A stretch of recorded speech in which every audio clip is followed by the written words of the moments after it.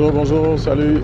Moi c'est Ghislain Boissa, guide écologique dans le parc de Moukalaba-Doudou, mais aussi dans le parc de Luango et tous les parcs du Gabon. Guide professionnel. Je fais partie du syndicat des guides professionnels du Gabon. Pour ceux qui ne le savent pas, oui, l'écotourisme existe au Gabon. Ok. C'est un lit, hein? Un nid de quoi?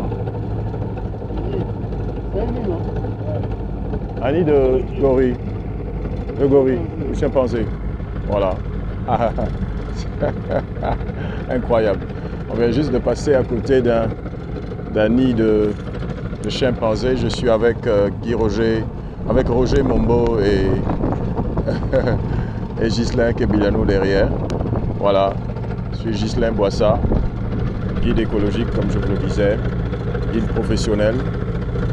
J'ai commencé il y a 17 ans à travailler comme guide dans le parc national de Luango, qui est un des joyaux des parcs du Gabon, ou disons le joyau des parcs nationaux du Gabon.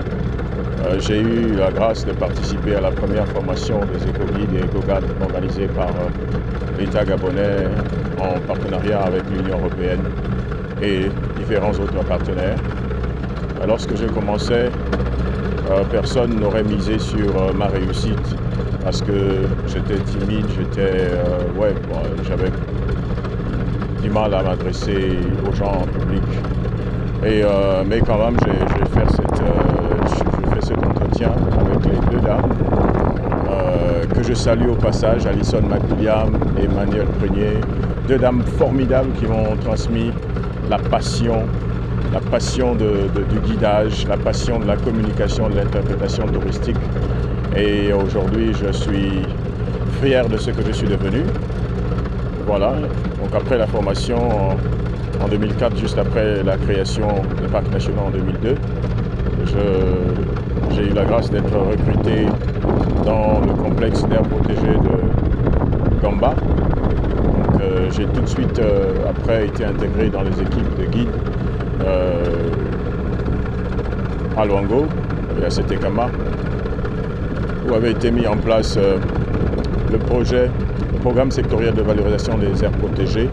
C'était un projet de l'Union européenne en partenariat avec l'État gabonais qui avait pour objectif de mettre en place les bases de l'écotourisme communautaire dans le complexe d'air protégé de Gamba, qui incluait le parc national de Luango et celui de Moukalaba-Doudou, là où je travaille actuellement. Donc,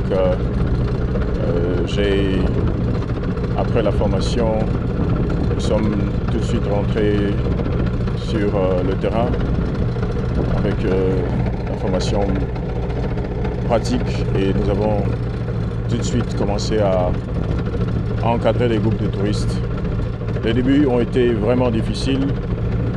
Il fallait croire en soi, croire qu'on pouvait y arriver.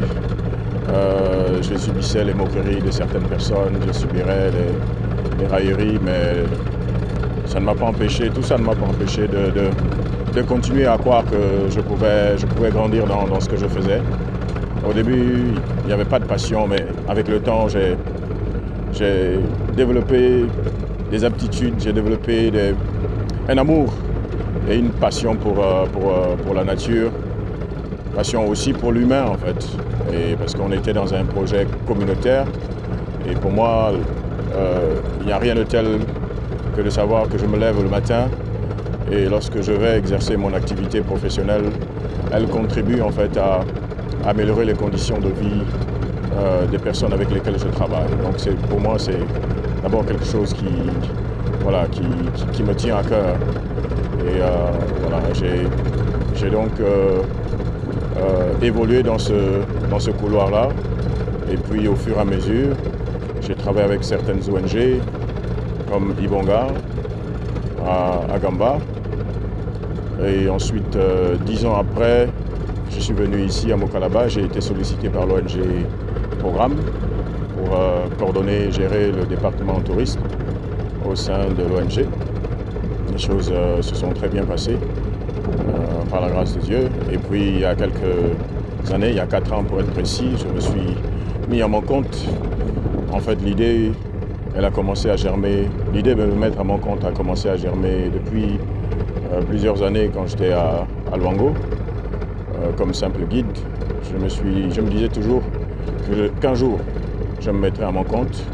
Et lorsque je suis arrivé à Luango, à Mukalaba, ben, je n'ai fait que réaliser un rêve, un vieux rêve. Voilà. Il y a 4 ans, j'ai créé Back to Roots Gabon. Donc Back to Roots, c'est retour aux racines, retour aux sources.